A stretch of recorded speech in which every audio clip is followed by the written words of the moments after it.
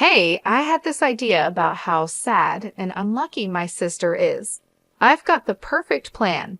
What kind of plan? Just watch closely. Mary put on a fancy wedding dress, the kind you would wear to a wedding. She walked over to the microphone. When she got it, she turned to the guests and said confidently, "Would anyone like to take my sister off our hands?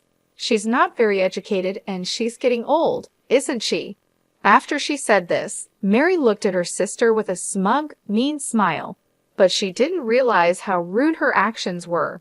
The mood in the room changed quickly. People started whispering, and some guests gave Mary cold looks.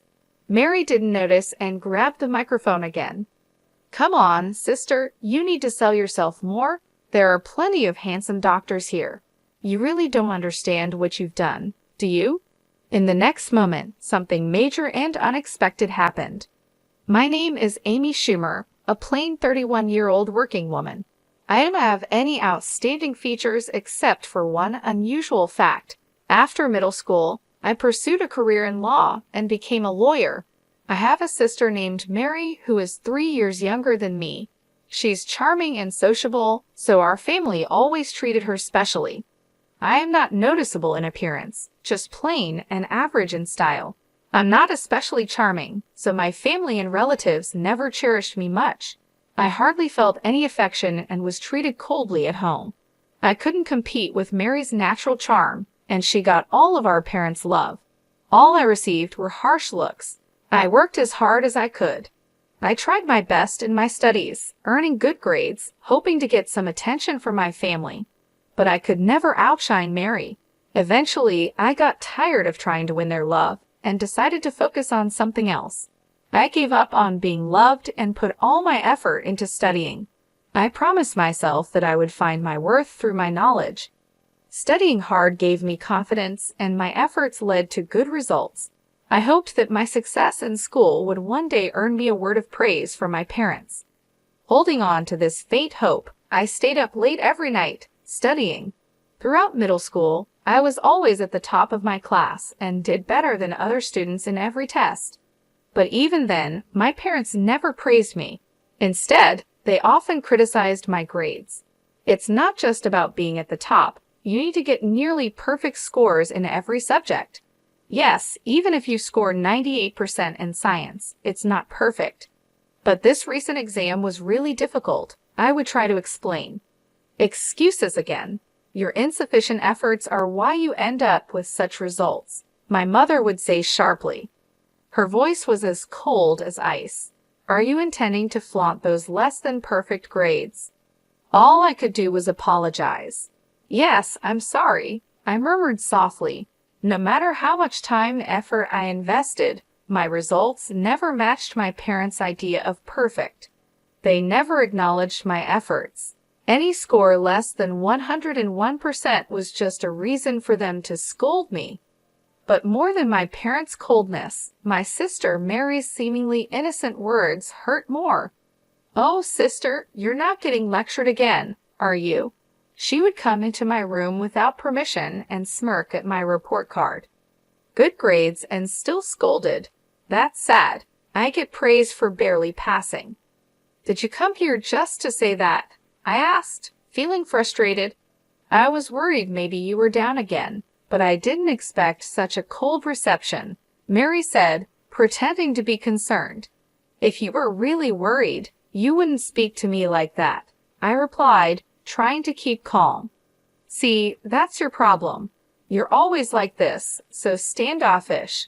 That's why Mom and Dad don't show you love," Mary said, her gaze cold as ice. She looked down on me with unmistakable contempt. For a brief moment, her attitude was clear even as she left the room. After she was gone, I could hear her cheerful laughter with our parents from the living room. I should have been used to this by now, but the sadness overwhelmed me and tears ran down my cheeks. I had told myself many times that I didn't need my parents' approval and that Mary's words wouldn't affect me. Despite that, my emotions betrayed me, and I cried. In my hand was the crumpled report card, wrinkled from my tight grip. I resolved once again to stand on my own and escape from this stifling family environment. I decided that doing well in my studies and improving my abilities was the key to that escape. From that moment, I threw myself into my studies with even more determination. One day, as the autumn breeze swept through the classroom windows, I received an unexpected announcement from my father. "Amy, you will not go to high school. You will start looking for a job immediately," he stated coldly. I was at a loss for words, unable to hide my confusion. "Why would you say something like that?" I asked with a blank expression. "Further investment in you is unnecessary. If you want to go to high school, pay for it with your own earnings. If that's impossible, then you have no choice but to give up." "But I'm still in middle school. Work opportunities are limited for me. How am I supposed to?" My protest fell on deaf ears. "Then you must accept this. After discussing it with your mother, we've decided to focus our finances on Mary. We can't afford to spend more on you," he declared firmly. "That's not fair," I screamed internally, but my father's decision was final. His abrupt words seemed to drain all the color from the world around me, painting everything in shades of gray. My mother and sister looked at me with unhidden smiles, enjoying my misery. I understand much more now. There were options like finding schools with tuition waivers or scholarships. However, back then, without knowing how to access that information, I was simply devastated by the closure of my path to further education. Since that day, my passion for learning faded quickly. The praises from my homeroom teacher, who had always admired my grades, felt hollow, and the lack of interest in education at home made my chances of advancing to higher education seem even more hopeless. I started the next stage of my life by working at a local factory right after graduation. Since I wasn't old enough to live on my own, I stayed with my family until I turned 19. I worked as hard as I could, and most of my salary went to the household. I saved the little money I kept for myself for the future.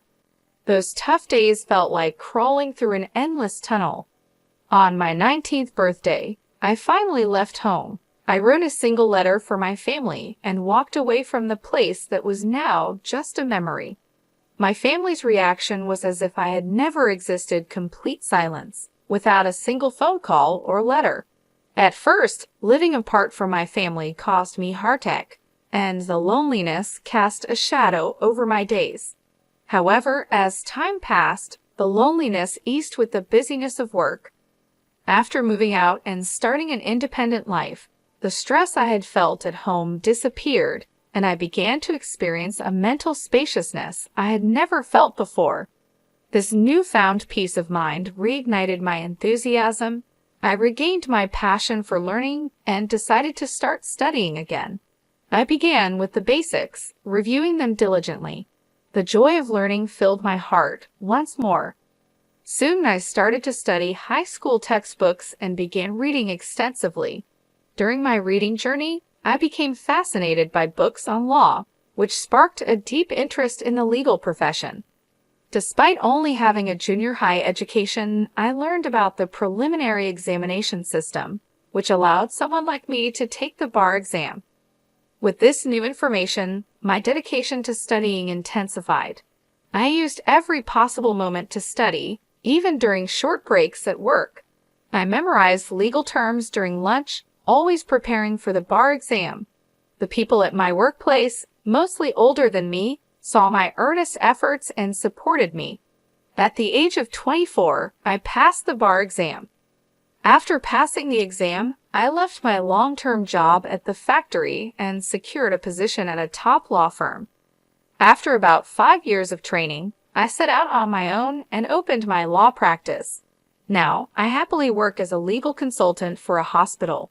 Sometimes I wonder what would happen if I told my parents about becoming a lawyer. I think about how they might react and if I could finally meet their expectations. However, I haven't shared anything with them, and deep down, I believe I won't reach out to them. An unexpected reunion with my family came sooner than I thought. One evening, after finishing work, I found a message on my phone from my younger sister Mary. She was getting married. "Mary is getting married," I murmured to myself. My sister, now 29, was engaged to a doctor, and her wedding was next month. They wanted me to attend.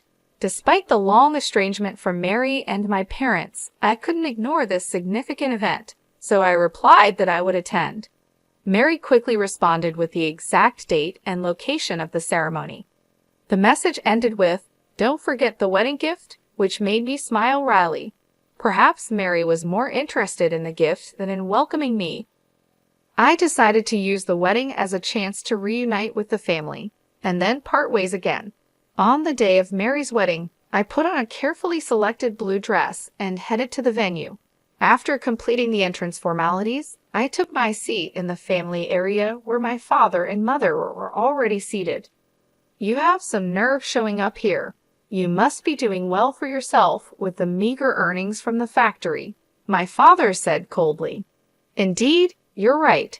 Introducing someone like her as family does not do us any credit as parents," my mother added with disdain. "Mary shouldn't have invited someone like you," my father continued. I told them exactly that, but they insisted on getting the celebration money anyway, my mother said quietly, even though I was right there. They carried on this conversation without any hesitation. This was the reality I faced. I had a faint hope that sharing my side might bridge the gap between us, but it was quickly shattered. Both my father and mother seemed to completely avoid talking to me. In the silence, I glanced around the venue and noticed some familiar faces among the groom's side. Haven't I seen that person somewhere before? I thought to myself, feeling a sense of déjà vu. As I traced my uncertain memory, I looked up the groom's name and my suspicion turned into conviction. The connection I had anticipated became clear. I couldn't entirely hide my faint surprise. Such a coincidence, almost like a twist of fate, I marveled. However, I decided to keep my emotions in check and spend the day quietly. As the ceremony proceeded, the bride and groom made a glamorous entrance. Guests spoke warm words and gave entertaining performances that softened the atmosphere. As time passed, the banquet gradually shifted to dinner and then to photo sessions. Throughout this time, my parents got up without acknowledging me and moved toward the front where the bride and groom awaited. Mary, as if drawn by a magnet, clung close to the bride and groom, smiling happily in every photograph. Pretending not to be affected by the scene unfolding before me, I focused silently on the meal in front of me. Unexpectedly, my sister Mary approached me. She came closer with a smile, but her eyes had a spark of something more than excitement to see her sister after so many years. "Big sis, it's been such a long time, hasn't it? Are you happy to spend time together like this?" she asked slightly. I nodded quietly and said, "Yes, the banquet food is really wonderful." With a sarcastic smile, Mary continued, "You can't get such luxurious food at the factory you work at, can you? You should be grateful for this opportunity." Something inside me felt like it was being torn apart, but I didn't show it on my face. Mary's words became sharper, tauntingly piercing me. "Oh dear, did I upset you? I'm sorry, but it's natural for you to be envious, isn't it? Your little sister marrying a doctor and all." Mary said the words "I'm sorry" flippantly, as if they were meaningless. I kept my expression unchanged and quietly waited for my next move. At that moment, Mary whispered in my ear, "Big sis, because I feel sorry for you, I've come up with a great idea." Despite trying to stay calm, I asked with suspicion, "A great idea? What is it?" Mary, looking satisfied, said, "You'll see. Just watch closely." Wearing her elegant wedding dress, Mary gathered everyone's attention. She took a microphone from the staff and suddenly announced loudly to the guests, "Ladies and gentlemen, you may not be aware, but my sister is here. She may not have the highest education or be the youngest, but if there is anyone kind-hearted enough, could you please take her under your wing?" My face turned red. "What are you saying, Mary?" I exclaimed.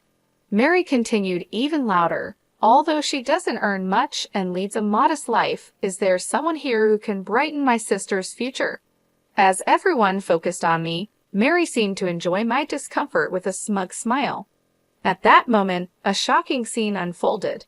Mary's rude behavior escalated, and even our normally gentle parents joined in. "Please treat her kindly," my parents added. This was the last straw for me. Rage swirled within me. To ridicule someone so much at a happy event, how far would they go? I couldn't believe it. But now it was time for them to face reality. As the atmosphere shifted and murmurs spread through the venue, Mary, unaware she was the center of attention, cheerfully called out, "Amy, look, there are so many doctors here. It's your chance." I stayed silent but conveyed my strong will through my somber gaze. "This is the end for you." Confused, Mary responded, "Eh?" I continued more calmly, "You'll understand soon just how terrible your actions have been." Just as Mary tried to make an excuse, the groom suddenly raised his voice. "Wait, please. Why are you leaving your seats?" The venue was riveted by his voice. Looking toward the groom, it was clear all his colleagues from work were standing up, heading for the exit. Even as the groom tried to stop them, a dignified man, who appeared to be the hospital director, spoke to the groom with determination. "The recent remarks of the bride were so unpleasant that I'm in disbelief. I apologize, but we can no longer stay here. We will take our leave now," the hospital director said. The groom hurried to stop him, offering to take responsibility for Mary's words and actions. "Please wait. I admit her words were inappropriate. I'll speak to her directly and ensure she changes her behavior." However, the hospital director pointed out the gravity of the issue and revealed something the groom didn't know. "The problem isn't just that. Do you not know what kind of person her sister is?" The groom, confused, admitted, "No, I only met her sister for the first time today. All I've heard is that she worked in a factory after graduating from middle school." The hospital director couldn't hide his irritation.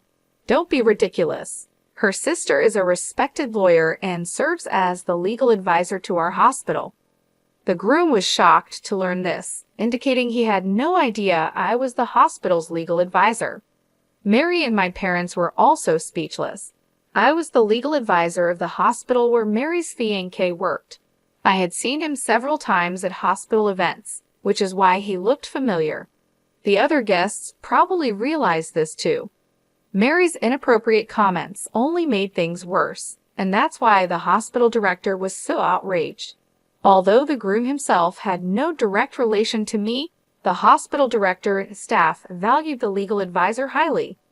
The groom's face turned red, and he stepped toward Mary, raising his voice. "What on earth is this?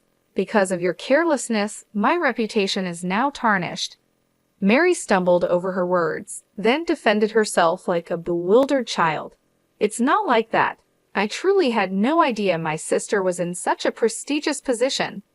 Growing more indignant, the groom continued to scold Mary. "Ignorance is no excuse. How can you speak so lightly and disrespectfully of your own sister? Your behavior is disgraceful. You've truly lost sight of what's valuable." Mary, desperately trying to explain, pleaded, "Wait a minute, listen, I have a good reason." However, the groom, without giving her a chance to explain, declared decisively, "The marriage is off. I have no interest in hearing your excuses. Our engagement ends here." Shocked by his words, Mary collapsed on the spot, her complexion turning deathly pale. In a fit of anger, the groom stormed out of the wedding hall along with the other guests. As I was about to leave, I heard a desperate cry from my sister behind me. "Please help me, Amy." Without being swayed by her cries, I confronted her with a stern tone. "Help you? Why should I? The situation you're in is because of your own actions. Making jokes at others' expense and then playing the victim is pathetic." Mary, filled with confusion and anxiety, pleaded, "Why are you using such harsh words? If I had known about your success as a lawyer..." With a quiet yet firm attitude, I responded, "Why should I need to inform someone who has never contacted me about my profession? In fact, I was planning to end our relationship after this wedding. But now, seeing your unfortunate end, I am somewhat satisfied. You must be disappointed that your engagement to a doctor has been called off. Well, You'd better work hard to find your next prospect." With these words, I left the venue with dignity. From afar, I could hear the critical voices of my parents and other guests. Everything proceeded as expected, and Mary's marriage was no more. My parents, who had thought a secure future was assured through Mary's marriage to a doctor, expressed their anger toward her for the first time. Unable to withstand their anger, Mary sought help with a broken heart, but I ignored her pleas. I never answered her calls despite repeated attempts and cut off all contact with the family. I heard that Mary had quit her job and was now without employment, estranged from our parents, and spending her days shut in at home.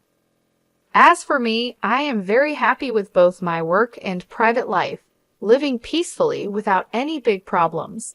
Although my bond with my family hasn't been smooth, I am lucky to have a lot of support from people in my professional and daily life. This good environment isn't by chance, but because of my long-term hard work and effort. There were times when I faced tough challenges, but overcoming them made me who I am today. Looking back on my past struggles, I see their value. Now, I hope to keep living a fulfilling life at my own pace, setting realistic goals and keeping stress low.